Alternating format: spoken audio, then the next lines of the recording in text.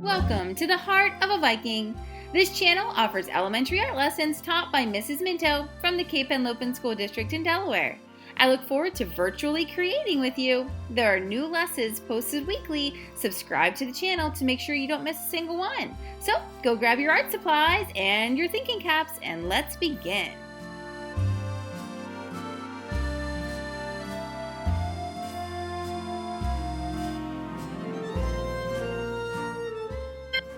Welcome back, fourth graders. So today we are continuing with the same project. We are adding more dots to our landscape that we began last week.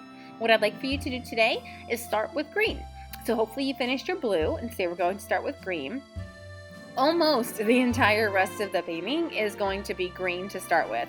So I'm adding green to the grass right now. Then I'll add some green to the leaves of the big tree that's close to us. And then I'll add some leaves to the trees that are far away.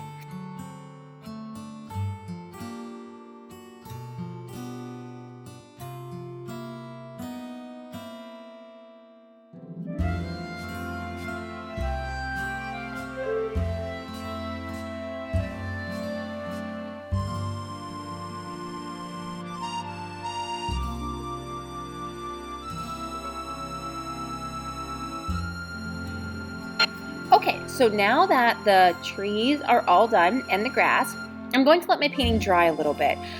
If you don't have time to wait to let it dry, you can do this next step while it's still wet, but it is better if it dries.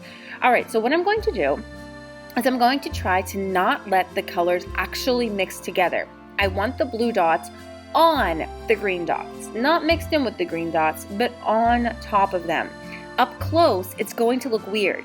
You're going to ask yourself, why in the world am I doing this? But I promise, just like George Seurat, if you back up away from your work of art, prop it up, stand it up, put it against the wall, back away, that those two colors, the green and the blue, will visually mix together with your eyes to create a darker green, which makes it look like a shadow. So what I'm doing now is I'm adding shadows with my blue paint on my trees and a little bit in my grass as well. So I'm putting a shadow on the right side of everything. I'm putting a shadow on the right side of the leaves on the big tree. I'm putting a shadow on the right side of the bark on the trunk of the tree. And I'm even putting a shadow that's being cast in the grass from the trunk of the tree. So it's kind of like a rectangle shape here on the green at the bottom. And again, it does look weird. You're absolutely right. It's like, why am I putting blue on top of the green? But I promise, take a couple of steps back away from it, kind of squint your eyes if you need to, and those two colors will visually mix together. So I'm trying not to let them actually mix together. I just want them to visually mix together.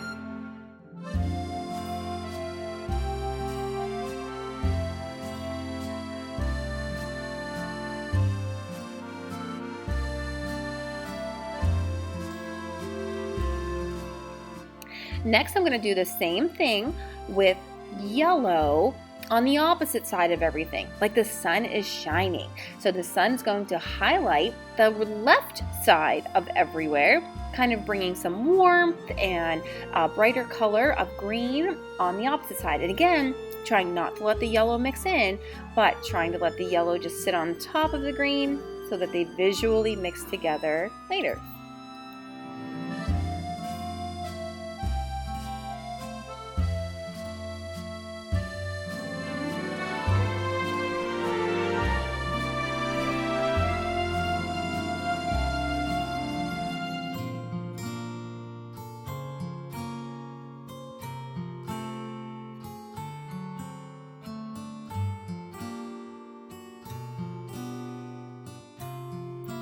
Okay, so next I'm going to bring in the brown.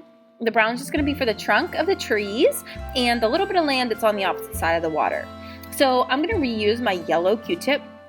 I know there's a little bit of green on the end that kind of got picked up, but I'm just going to ignore that. And when I use the brown's such a dark color, it just kind of absorbs the yellow and the extra greens that are in there, not a problem at all. So I'm going to put the brown going up the trunk of the tree, overlapping a little bit of the blue and the yellow, because I don't want my tree to look like it's yellow, blue, and brown striped. That would be very weird.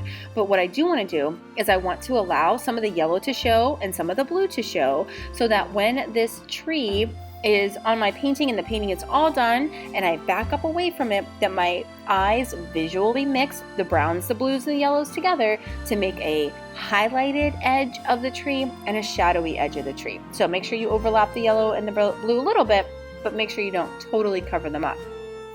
I'll do the same thing with the trees that are in the back, except they're too small for my Q-tip. So I'm actually going to use the wooden end of my Q-tip on this side because it makes a lot smaller dots.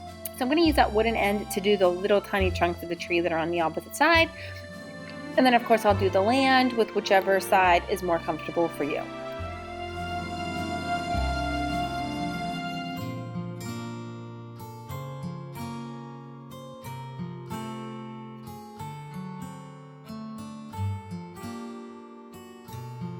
Well, there you have it, my fourth graders.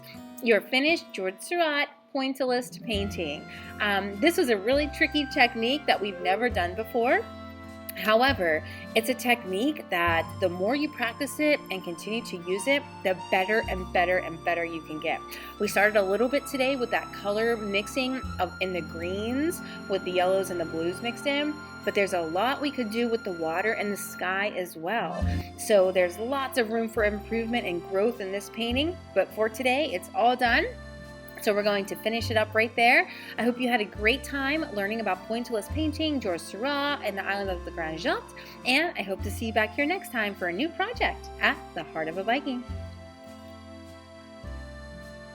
HOB artists, don't forget to hop on over to Art Sonia to upload a photograph of your piece of artwork to your art portfolio. I can't wait to see it.